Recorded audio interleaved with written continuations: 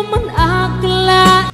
Narito tayo ngayon upang matunghayan ang napakainit, nagbabaga at talaga namang usap-usapan at maraming pinaka-inaabangan na issue ni Ate Erica. Sa pagpapatuloy ng ating istorya, ang pinaka-inaabangan nga ng lahat na pagpunta ni Kalingap Val Santos Matubang sa mama ni Ate Erica na si Ate Gina ay magaganap na nga. Ngunit bago siya pumunta doon kay Ate Gina ay pinuntahan niya muna ang dating pamilya nga ni Ate Erica na nilayasan na at iniwan ni Ate Erica upang ma-interview muna ang mga ito. Kanina may nagtindang saging, nagbibili ako, wala na daw pala. Ngayon, naibili ko sila ng saging.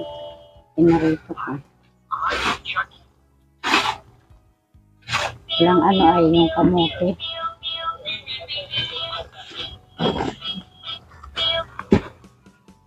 Ang ano naman, merindal, hapon na naman merindal niya. Naman yun maano ng umaga kasi nasimula sila ng 8. Ano oras nasimula sila?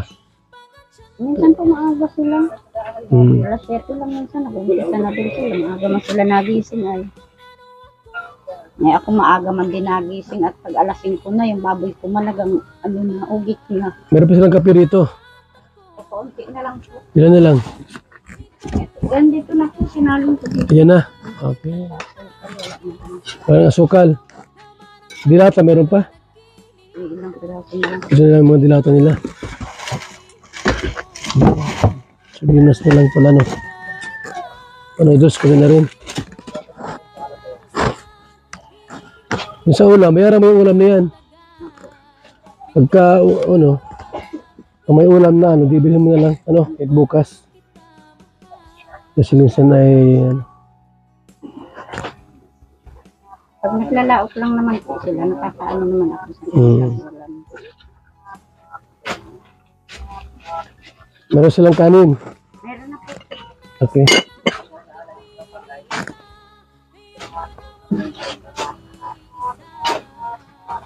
Masarap ulam nila. Prito at saka ano. Adobo. Adobong minik. Punta po natin mga kalingap si Lolo Migs sa kanila. At kumustahin po natin doon. So, kailangan ng ano ha, trapal sa kahoy. Ano yung kahoy dito, yung kukulamber? Ano yun nyo? Purma. Papurma no? Apakan din. Apakan din? Ang dami yun. Pag namin nyo na yan, itayo nyo na yung ano, yung bubong, iba nang gagawa noon. Kasi pata kayo sa ibang lugar. Ano? Pagka may ano na, may finishing na, ano yun? Papunta pa lang si Kalingap Val Santos Matubang kay Lolo Miguel ay mapifeel nga kaagad ang tensyon ng mga mangyayari sa araw na yun dahil nakatakda nga na bisitahin ni Kalingap Val Santos Matubang ang mama ni Ate Erica upang malaman ang mga tamang impormasyon at kung ano ang mga hinain nito sa kanila ng kanyang anak na si Kalingap Rab. Kaya naman nung pumunta din si Kalingap Val Santos Matubang kay Lolo Miguel ay tinulungan niya na rin ang mga ito. Binigyan nga ng pera ni Kuya Val sila Lolo Miguel panggastos sa pang-araw-araw. Pag namin nyo na yan, itayo nyo na yung ano, yung bubong, iba nang gagawa noon. Kasi pata kayo sa ibang lugar. Ano? Pagka may ano na, may finishing na, ano yun, bakal yun, welding. Gutom na kami kay Lolo Miguel. Tara mga kalingap, kayo muna po ay papunta kay Lolo Migs. Tayo mga kalingap. Ayan na kay Lolo Miguel. Ay dito at kukumustahin natin.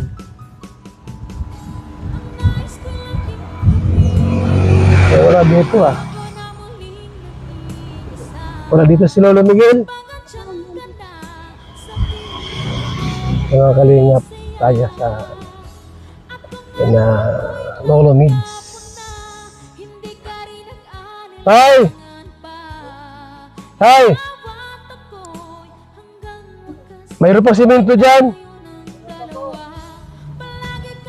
Mapa Manila daw, karaw.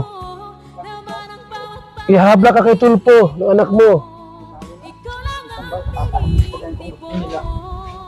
Akala ko ba anak mo yun? Anak ni Mrs. Awan ko nun, palaban Ba't parang galit sa'yo anak mo? Di ko nga. Nagkukwento ka rin ng sala ay. Mali raw kinakwento mo, kaya tuloy galit sa'yo. Ikaw, Ha? wala daw pala ni pinto ko. Ayaw mo. Gusto na nakwento ka ng sala. Anong mali? Bakit tayo nakwento mali sa amin? Yan naman yung totoo. Mayroon pa dito. So ano tayo ginagamit yung pang deliver tayo doon? May upa mga pangkuha. Magkano ang utang doon? Ano? Yung lahat yan, lahat na daw, 500. Oh, ano mo na? Nangyari mo na ito. Ha? Ano mo na yung loan? I-deliver mo na lahat. Papunta ka na Manila, ma. Itutulpo ka daw, anak mo. Anak ko. Di ba si Kebel, kasama ka naman baga po? Bakit ako kasama? Wala akong ginawa sa'yo. Kami natulong lang. Kasama ka. Ayon nga kay Lolo Miguel ay dahil sa mga kumakalat na bagong issue ay alam naman daw ni Lolo Miguel na talagang sa huli ay mahanap din at malalaman ng sambayanan kung sino ang nagsasabi ng totoo sa hindi. Medyo nahihiya pa nga daw si Lolo Miguel sapagkat nadawit pa ang pangalan ni Kalinga Prab na walang ibang hinangad kay Ate Erica at sa pamilya niya na tumulong. Kaya nga nakakahiya daw ang mga pinagsasabi ng mama ni Ate Erica tungkol kay Kalinga Prab. Ano mo na yung loan? I-deliver mo na lahat. Papunta ka na Manila, ma. Itutulpo ka daw, anak mo. Anak ko. Di ba si Kebel, kasama ka naman baga po? Bakit ako kasama? Wala akong ginawa sa'yo. Kami natulong lang. Kasama ka daw po. Ikaw anak ko yun to, di ba na ako? Sama-sama po tayo daw. Ikaw ang nagkwento, di ba ako nakwento? Di po yan. Kasama ako. Di mo na ako mag-content dyan sa kanila kung hindi sila nag-content doon, nag-akit daw sila sa isang vlogger ay. Tapos nagsumbong daw duman, nagayaan, inaapi mo daw. O, ba't ako nagdadamay dyan? Di mo na, bakit? Alam ko ba naman yung kwento ninyo? Ano bagang pag-up ang ginawa ko sa kanila? Wala, no? Wala, no? Kaputihan ang ginagawa ko sa kanila, kaya lang ay nagbalagbag sila. Yung mga hindi dapat ang sinasabi nila, yung mga kaisluan. Kaya ang yung anak kong babae, yung panganay ko, hindi yung gagawa ng ganyan. Kung hindi panganay din?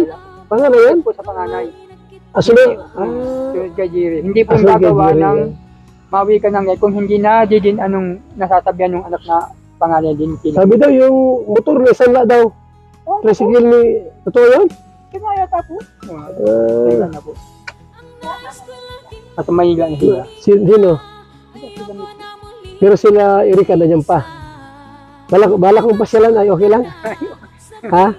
Pagbatiin ko kayo, pagbatiin. Guys na po sa akin. Bakit mo magalit sa'yo? Ikaw ang ama. Itatulpo ka daw. Ayun na nga po ay. Sama-sama naman po tayo sa kulungan. Bakit makukulong ka? Kukulong na pag tayo sa Okay lang kung makulong basta nasa tama. Kaya nahuli na yung mga witsasabi lang kasi nangalingan. Si Masirab, nakadamay. Ako yan. Saan mo nalaman na may kwentong gayaan? Ano ito? Na sa mga ano? Ang sabi ko nung Masirab, meeting ko daw, hindi nakaka-copy siya. Pagkakap na, hindi sila. Hindi ko lang alam. Nililimatan ng pira. Sa vlog, nakikita mo doon yung mga vlog. Oh, ito yung pira, gayaan. Nakikita mo doon. Yung una pong vlog ni Yung malaga rin yun ay. kada may damay ako nabibigyan ako. Yung huling vlog nila, itinatabi. Hanggang dito na lamang muna ang ating napakainit, nagbabaga, pinakainaabangan at usap-usapan na latest issue ni Ate Erica. Maraming salamat sa inyong panonood.